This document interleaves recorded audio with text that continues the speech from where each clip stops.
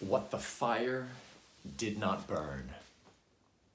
Today's Wednesday quote is from John Ruskin in his essay, The Nature of Gothic, where he's reflecting on the work that went into Gothic architecture.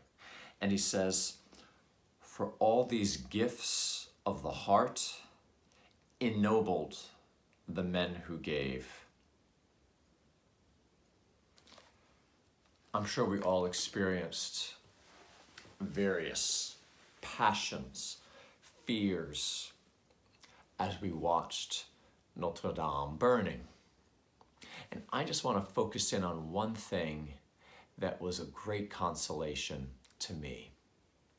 For some reason, I kept finding myself thinking, what about the work that those people did in producing this cathedral? How can that work be lost? And then part of that kind of anxiety that I was experiencing was immediately thinking, could we ever find men who could do this again? I know that's a very complex question, and I'm not going to focus on it because it's a hard question and it raises so much. Do we still have those specific arts? That's a real question.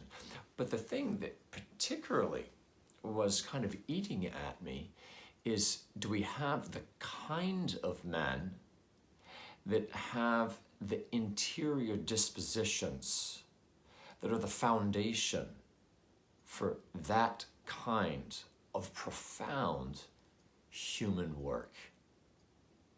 And as I thought about the men that actually built the cathedral, it struck me what joy so many of them, in any case, must have felt in doing that great labor.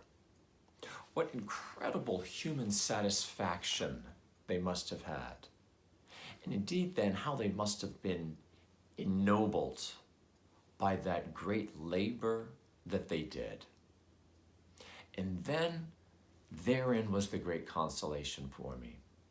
I thought to myself, even setting aside whether we can find people or become the kind of people that can do that again, something well worth thinking about. In any case, I had the consolation. What those men did, what they experienced, what they became in doing that great work is something no fire can destroy. Nothing can take away from them. And in a sense, that is an inheritance from which we all can always learn, even if the very cathedral they built weren't there anymore to remind us. So I just wanted to share that thought with you. Thanks for listening.